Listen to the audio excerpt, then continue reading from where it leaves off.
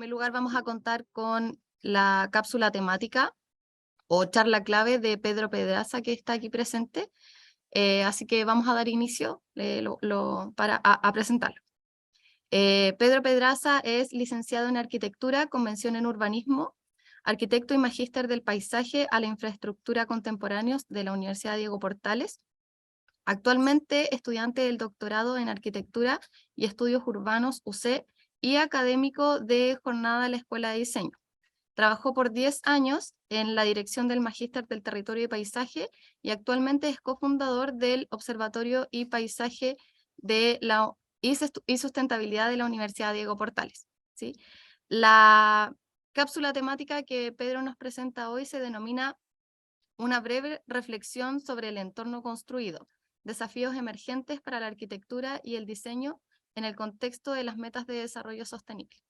Bienvenido, Pedro. Muy bien, muchas gracias Javiera por la presentación, también a Mario, Claudia, a todos los que están haciendo posible este seminario. La verdad es que me alegra mucho que esta sea una instancia en que nos podamos volver a reunir. Aquellos que hemos estado trabajando, yo diría, varios años ya sobre estas temáticas, ¿no? Así que, bueno, desearles lo mejor a los amigos y amigas ahí en la sala. Eh, bueno, cuando me invitaron a participar de la actividad, pensaba qué es lo que puedo presentar, ¿no? En general, cuando trabajo sobre estas temáticas está más relacionado al desarrollo de proyectos, planes, concursos públicos, licitaciones, pero en esta ocasión he querido hacer más bien una reflexión desde la academia. ¿Ya? Vi el resto de las charlas para la sesión del día de hoy y veo que los compañeros, compañeras van a estar bien concentrados en el desarrollo de proyectos. Así que yo quiero proponer una reflexión más desde la academia, pensando que varios de los que estamos también participando hacemos clases y la práctica del hacer, del investigar, muchas veces nos motiva también a cambiar la manera en la que enseñamos esta temática a los estudiantes, que ahora son otros estudiantes, el mundo está muy distinto hoy, son otros los desafíos, entonces vale la pena la reflexión. Entonces he puesto a la ponencia una reflexión breve, evidentemente no puede ser exhaustiva sobre estos desafíos emergentes para la arquitectura y también el diseño, ¿no? En el contexto de las metas de desarrollo sostenible. Bueno, lo vamos a ver a través de un caso en particular, que es la actividad de título en la Escuela de Arquitectura de la UDP. Si bien está abarcando todas las aulas, alrededor de 10 aulas por un periodo de 2 años, voy a mostrar principalmente la actividad que llevo yo, que es una de esas aulas, el aula de arquitectura, en el contexto de un proyecto de investigación que se llama Plan Marco para la Arquitectura, y que puso como pregunta central esta pregunta que está aquí: ¿cómo puede aportar la arquitectura a los objetivos de desarrollo sostenible? Parece fácil, muy lineal, pero resulta que no ha sido tan sencillo, ¿no? ¿Cómo se baja eso? ¿Cómo impacta el proyecto? ¿Si interpela o no la metodología con la que se articula el proyecto? ¿Qué rol cumple? ¿Si se vuelve algo complementario, es algo central? ¿Articula la pregunta de investigación? Bueno, sobre esas cosas voy a estar mencionando a continuación. Bueno, evidentemente entonces, como comenté, la pregunta no se puede responder solamente en un año, requiere un estudio más profundo de los objetivos de desarrollo sostenible, de sus metas, el desarrollo de los indicadores, su vinculación con el proyecto, principalmente a esto, ¿no? A la definición de acciones concretas vinculadas con las propuestas. Bueno, vamos a ver en particular el aula que yo trabajo, que está asociada con un caso, también vinculado a un proyecto de investigación, que es el tramo urbano del río Maipo, en la región metropolitana. Bueno, esta es la región metropolitana vista desde otra óptica, ¿no? Desde sus huellas hídricas. Es interesante que mucha de nuestra energía está concentrada en el Mapocho, el río principal ciertamente, pero el Maipo todavía se propone como una estructura que puede sostener otra forma de articulación del territorio. Muchas de sus huellas hasta el día de hoy están vigentes, una red de canales de regadío agrícola que sostiene varias de las cuencas donde están los últimos reservorios agroalimentarios eh, de la región, ¿no? Y esto es crítico, la FAO ha estudiado este tema, tenemos suelo de primera clase, pero se ha ido fraccionando, depredando por el desarrollo inmobiliario y bueno, eso afecta la canasta, el valor de la canasta familiar, el acceso a fruta y verdura en las ferias libres y con ello todas las consecuencias en temas de salud urbana, pero también un montón de otras derivadas hoy día que ya podemos medir, ¿no? Como las islas de calor, el problema de la pérdida, digamos, del sustrato del suelo vegetal, de las asociaciones vegetales, pero también de la infiltración, la recarga de los acuíferos, bueno, etcétera, ¿no? Entonces, lo primero acá es entender, bueno, desde qué óptica vamos a mirar el territorio, ya no a propósito no está la ciudad, ¿no? Lo urbano, sino que aquello que en un inicio, en un principio, fue lo que articuló gran parte de la estructura de la ciudad. Bueno, y esta es una secuencia muy corta, pero que muestra agua arriba del río. Esta es la salida del cajón del Maipo, en la parte de las Vizcachas, frente a Pirque, en que el río está muy estrecho, muy erosionado prácticamente, sin cobertura vegetal. Y esto es un poco más abajo de los 48 kilómetros de tramo urbano, ahí por Calera de Tango, un poco más allá de donde se une incluso el Maipo con el Mapocho, y el río vuelve a estar en vigor, ¿no? Se trenza a sí mismo, va dejando los sedimentos, está lleno de vida, y uno entonces sospecha, bueno, ¿qué estamos haciendo o qué deberíamos dejar de hacer para obtener estos mismos beneficios del río, ahora aguas arriba, ¿no? En este que es el cuerpo de estudio, en la llanura de inundación del río en su tramo urbano que pasa por, bueno, todas las comunas sur de Santiago, con el impacto que tendría esto si se cumpliera lo establecido por el Plan de Ordenamiento Territorial, que es la configuración de un gran parque urbano, ¿no? Con vocación de reserva agroalimentaria. Entonces, bueno, ¿cómo hacer esto que el río hace naturalmente? eh, a propósito de su energía, el río se construye a partir de los sedimentos que vienen desde la montaña, ¿no? Y pese a que está muy erosionado en el tramo urbano, más abajo vuelve a entrar en vigor. Entonces, la idea es trabajar con esa lógica, desarticularla, ver si es que se puede emplear para el desarrollo del proyecto. Bueno, hay una película que a mí me encanta mucho sobre este tema, que se llama Sueños, de Kurosawa. En el último sueño, Kurosawa narra la historia de un pueblo que vive sin luz eléctrica y que gira en torno a la energía del agua, ¿no? Entonces ahí se encuentran dos personajes y tienen esta conversación. ¿Para qué queremos la luz eléctrica? El anciano le pregunta, digamos, al viajero, y el viajero responde es que la noche es tan oscura. Y el anciano responde, se supone que la noche sea así. Aquí todos tratan de vivir como vivían los hombres antes de volverse egoísta y vanidoso y todo eso que trajo consigo la modernidad. Y esto ciertamente es una crítica a lo que nosotros podemos entender como nuestro modelo de desarrollo, ¿no? Las sociedades, este documental lo plantea así, las sociedades se han articulado a lo largo de la historia a una forma de ver la manera en la que se organizan a través de la gestión del recurso hídrico. Cuando hay abundancia, cuando hay escasez, ha determinado cómo es el diseño de sus infraestructuras, las escalas de sus infraestructuras, pero también con ello la segregación, ¿no? La separación por aquellos que pueden tener más agua y tienen menos acceso a agua. Esto es muy evidente en Chile, ¿no? A propósito de la estructura que tiene de venta de los derechos de agua, ¿no? Entonces algunos tienen la posibilidad de regar campos de golf y un poco más abajo no hay agua para beber, ¿no? Para el consumo animal, para las economías de subsistencia agrícola. Entonces aquí viene una primera pregunta a partir de esta reflexión, ¿no? Que es, ¿cuál ha sido el aporte de la arquitectura a la contaminación y el deterioro de las condiciones ambientales del planeta? ¿Y de qué manera los principios rectores que dan forma a la arquitectura atentan contra el desarrollo sostenible? Porque tendríamos que afirmar, por lo menos hasta este punto, que la arquitectura ha formado gran parte del problema en el que nos encontramos hoy día. Bueno, esto es una imagen de Concepción, el río Andalién, y si se fijan, esto es lo que está pasando en gran parte de Chile. En la ribera de los ríos, que es un lugar que no está levantado, generalmente está lejos de los planes reguladores, no hay un gran catastro, las inmobiliarias toman el borde, lo apisonan, ganan terreno, después hacen solicitud de endosamiento de ese terreno, construyen vivienda, a veces vivienda social sobre ese terreno, la que después colapsa y envían unas licitaciones para hacer una restauración o estudios, digamos, de mitigación o de remediación o de compensación, etcétera, las distintas figuras dado que no entienden por qué colapsan, ¿ya? Y originalmente es porque han construido sobre la ribera, ¿no? También sobre los bordes de humedales, sobre los bordes lacustres. Bueno, esto ha sido un tema en los últimos años. Sobre todo se trató muy intensamente cuando se estuvo discutiendo sobre los derechos de la naturaleza en armado la nueva constitución. Pero bueno, este es uno de los graves problemas porque parte de los grandes territorios vacantes en las ciudades intermedias, en las ciudades más grandes, se encuentran en la zona de los ríos, ¿no? La ciudad se alejó de esos lugares y hoy día se ven como espacios de especulación inmobiliaria.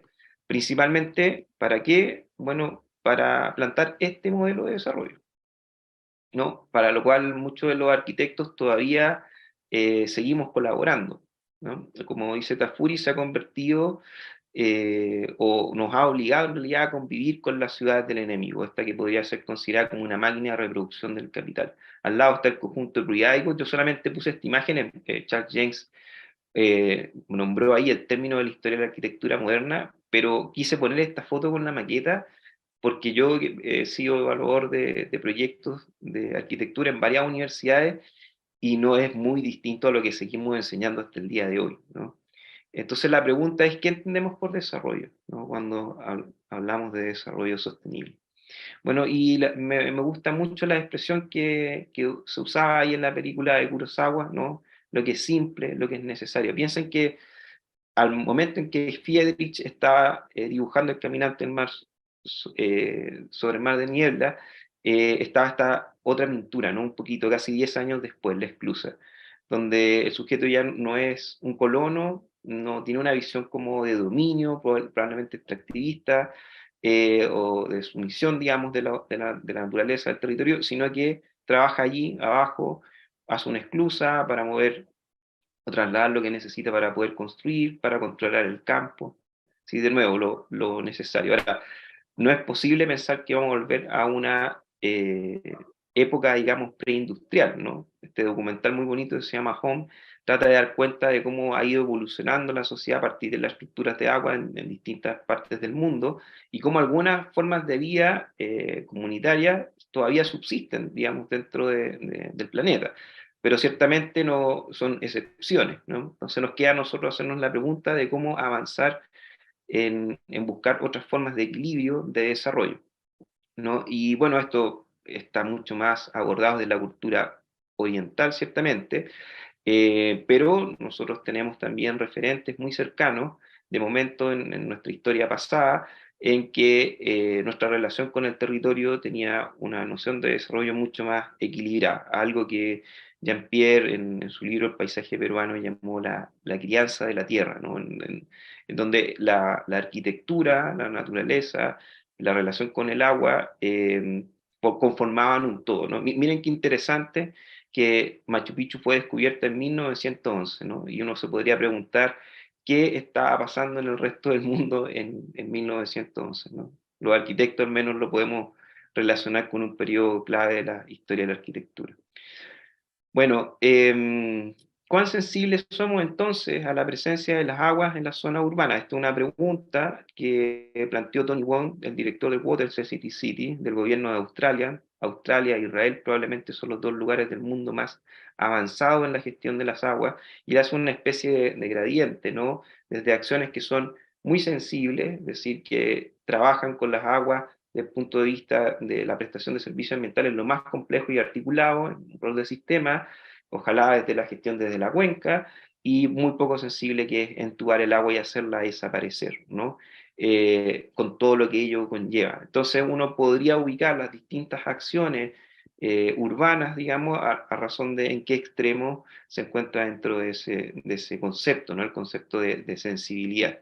¿Ya? Tony Wong estuvo en Chile, de hecho cuestionó mucho lo que había hecho la Asociación de Canalistas del Maipo, cuestionó mucho el plan de desarrollo del Mapocho, que decía, bueno, el Mapocho es un canal, ya no le da para río, y está muy preocupado de encajarle más sistemas de movilidad, sea bicicleta, sea otra cosa, pero deberían estar preocupados de recuperar su ribera, ¿no? Y él puso esta imagen, ¿no? Como una especie de llamado de atención. El desplazamiento central sería entonces la recuperación de los servicios ecosistémicos complejos, es decir, la imagen que está abajo, ¿no? Que es tratar de prestar de nuevo servicios ambientales, no solamente ser un soporte urbano a través de agregar más áreas verdes y reducir la temperatura y las islas de calor, sino que realmente ser soporte complejo para otros sistemas. Bueno, y esto además pone en valor otras cuestiones olvidadas, ¿no? Que es el valor del paisaje, ¿ya? Muchos de estos paisajes son ocultos, como comenté, no los conocemos, no hay registro de ellos, mutan muy rápidamente y pasan generaciones que van a perder la posibilidad de disfrutar esos paisajes, ¿no? Entonces, se requieren aquí herramientas de caracterización, de valor visual, definición de su fragilidad, que es su tolerancia al cambio, la definición de clases de intervención. Bueno, ahí el gobierno de Chile ha avanzado harto a través del Servicio de Evaluación Ambiental, en las guías de evaluación visual, para tratar de hacer rescate, digamos, de estos valores. Bueno, sobre la idea de lo oculto, ya Zurita acuñó una idea en una entrevista que le hicimos ya en el 2014, que a mí me gustó mucho, ¿no? Dijo, el río Mapocho en realidad es un canal, porque si uno se tira del puente no se muere ahogado, sino que se muere porque la cabeza se le rompe en el fondo de hormigón y roca, ¿no? Pero existe en la palabra, ¿no? La palabra Mapocho es más fuerte en el santiaguino incluso que el San Cristóbal, que la cordillera de los Andes. No nos podemos entender si la palabra Mapocho, si bien no conocemos su paisaje, ¿no? Podría incluso estar borrado. Y yo creo que esto aplica también para el río Maipo, ¿ya? El río Maipo es una palabra que conocemos, formó parte de la fundación de la ciudad de Santiago, entendemos algo del cajón del Maipo, los santiaguinos, pero el río en sí no tenemos idea que hay dentro en su paisaje, ¿no? Entonces, hicimos unos ejercicios con los estudiantes que era ir a hacer un reconocimiento del río y armar estas gráficas de sus viajes, encontrar personajes, ver cuál es la singularidad y realmente es un paisaje increíble, ¿no? De repente uno se encuentra un paisaje que podría estar en el norte, en la cuarta región, en la región metropolitana, en la sexta región, incluso en el sur de Chile, y están ahí, muy cerca de la ciudad, ¿no? O sea, a 15 minutos, pero no los conocemos, no forma parte de nuestro imaginario, si bien lo reconocemos en la palabra, ¿no? Entonces, bueno, esto significa volver a recuperar algo que en los 70 se hizo mucho, algunos ocupan las ciudades, digamos, para errabundear, para andar a los sonsos, para caminar a pie y reconocerlas, ¿no? Reconocer sus situaciones, eventualmente articular cuáles son como los elementos que construyen una cierta narrativa, pero aquí vamos a avanzar hacia otro extremo, ¿no? El extremo de poder medir, de entender los sistemas, de comprender en lo complejo cómo es que esos lugares son y por qué ese paisaje es de esa forma. Bueno, y aquí un pequeño paréntesis, ¿ya? Para poder explicar algo que viene a continuación. No sé si logran reconocer en la imagen, pero en la izquierda está Walter Gropius y en la derecha se encuentra Buckminster Fuller, ¿no? Entonces, Baham, en su texto Funcionalismo y Tecnología, nos deja esta siguiente reflexión. En esos mismos años, a comienzos de la década de los años 30 y 40, Walter Gropius proyectó una serie de categorías, de carrocerías, perdón, todas estrechamente relacionadas entre sí para coches de Adler. Eran estructuras concebidas con elegancia, con interiores de gran ingenio, incluyendo elementos tales como asientos reclinables, que no se que no muestran conciencia alguna con la revolución que entonces tenía lugar en la forma de los vehículos. Son todavía composición elemental y fuera del perfeccionamiento mecánico de los chasis, los motores de transmisión, en que no tuvo Gropius intervención alguna. No constituyen ningún adelanto con respecto a las carrocerías reproducidas. En cambio, el de Fuller justifica su derecho a hablar con menosprecio del estilo internacional cuando diseña en 1933 un vehículo tan avanzado como los automóviles de Burney, poniendo con ello de manifiesto una comprensión de la mentalidad tecnológica que el estilo internacional y la Bauhaus también había sido incapaz de adquirir. Bueno, esto es interesante porque, en el fondo, Fuller, que no les gustaba el estilo internacional ni la Bauhaus, decía, esto es pura estética, ¿no? Mejoran el diseño, pero no avanzan la tecnología, ¿no? Y el auto de Fuller avanzó en tecnología casi 10 años, ¿no? Y su crítica al de Gropius era, bueno, esto es una cosa más bonita, pero que no avanzó en la técnica, ¿no? Hoy día tenemos otros desafíos en esta línea, ¿no? Saberes complejos, desde la botánica, por ejemplo, desde la ecología, desde la biología, sobre qué hacer, por ejemplo, con el material vegetal. Pero tenemos muchas veces la simplificación por delante de la representación del material vegetal y no entendemos cómo se sostienen, no sé, cómo llegan esos sedimentos allí, cuáles son las asociaciones, qué especies deben estar, cuáles son los catalizadores, cuáles son los riesgos. Entonces, bueno, es un desafío también tocar estas temáticas en profundidad, ¿no? Como en la idea de lo que hablaba Fuller, ¿no? Saberes, yo puse así como futuristas, ¿no? Si bien llevan algunos años, por ejemplo, la teoría de los parches de Forman, todos hemos hecho estos dibujos, pero la pregunta es si entendemos en profundidad, por ejemplo, cómo se hace un conector, ¿no? O el stepping stone, de qué tamaño son, qué diámetros tienen, cuántas especies hay ahí adentro, ¿no? Todo un mundo de lo complejo para desarrollar. En el caso de nosotros hemos estado trabajando mucho con modelos de hidráulica a través de representaciones físicas, modelos, modelamiento paramétrico, para tratar de entender, bueno, nuestro cuerpo de estudio, ¿no? En este caso, cómo es el río, ¿ya? Espesar el río, qué es lo que hay debajo del pelo del agua, ¿no? Cómo se forman las playas, por qué en un lado sí, en otro no, cómo reducir la velocidad por arrastre para detener la erosión, por ejemplo, o aposar sedimento en un lado estratégico para poder generar bosquetes. Bueno, lo que no necesariamente se ve y que es necesario dibujar para poder comprender, ¿no? Y después viene toda la tecnología asociada para trabajar con eso, ¿no? Sobre todo en el área urbana. Recientemente se estableció una nueva guía de drenes de diseño de drenes sostenibles, ¿no?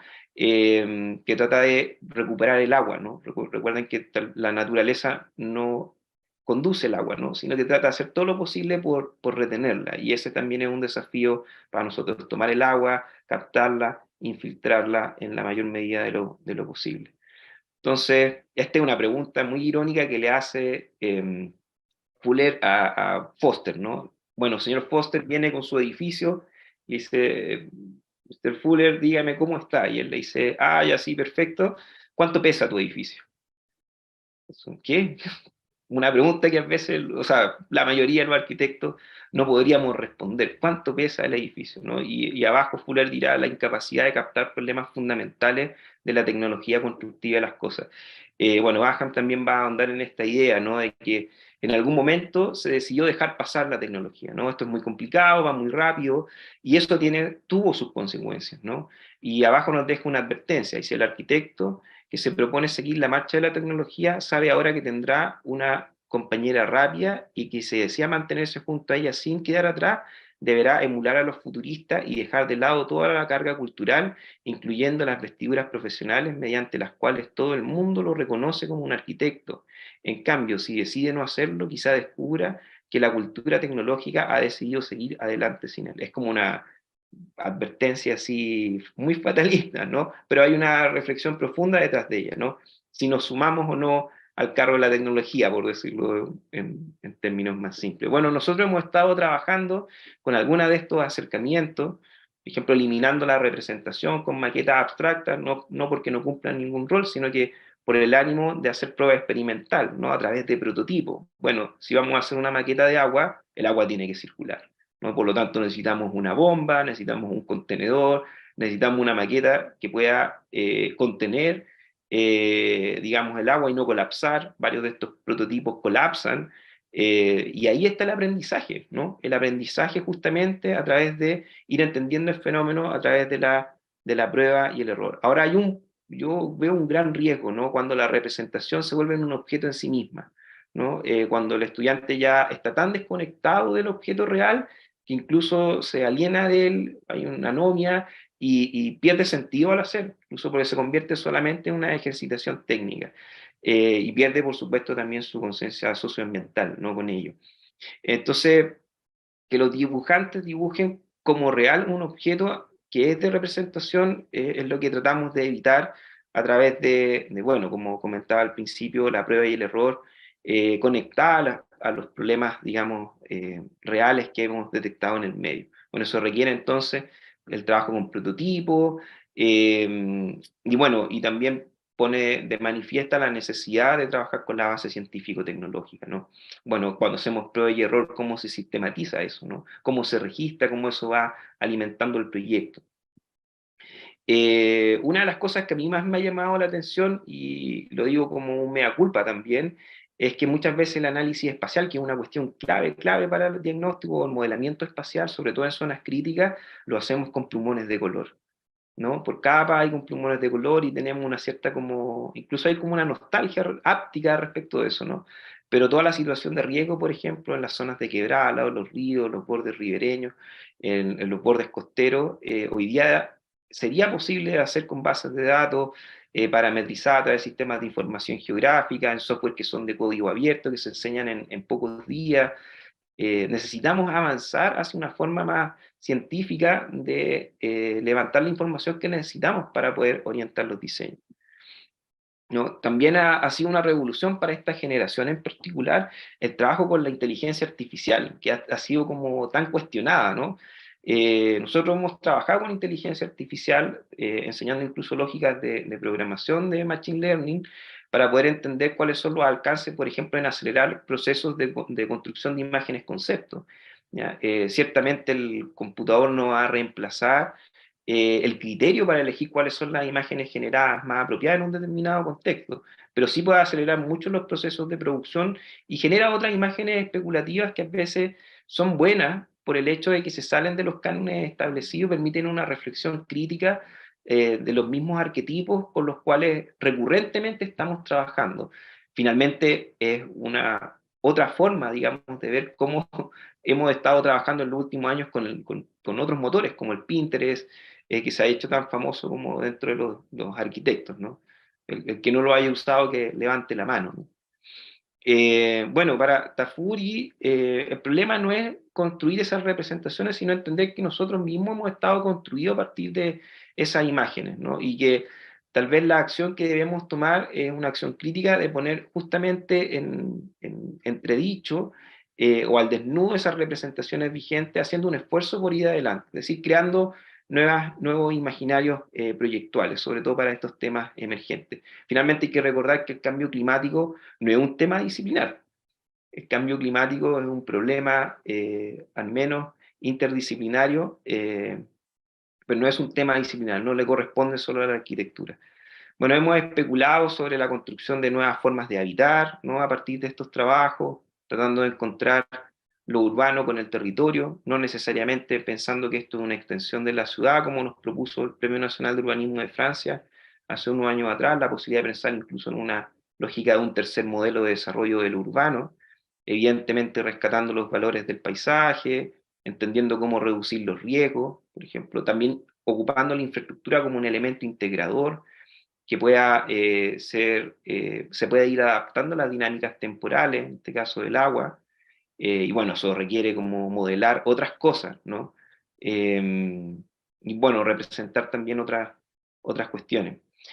Muchos de los avances han ido en la reflexión de que el edificio debe transitar a entender mejor su entorno, ¿no? Eso lo voy a nombrar al cierre.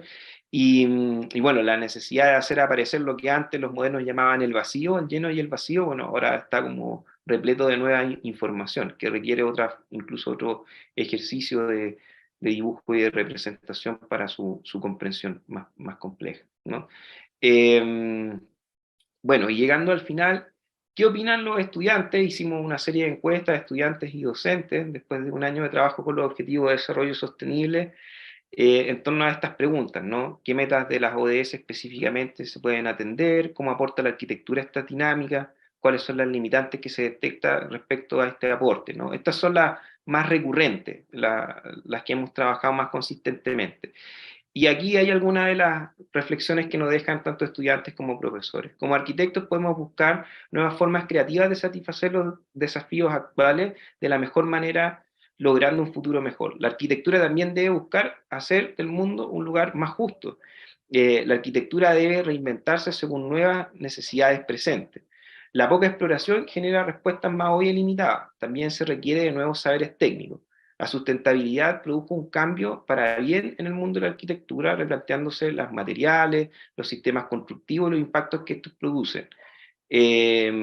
al ser un servicio, aquí hay una mirada más crítica, al ser un servicio siempre existirá una limitante por el mandante, hasta que, esta me gusta mucho, hasta que las áreas creativas bien intencionadas no posean mayor independencia, nunca se podrá avanzar en esta materia de sustentabilidad como un cambio más radical.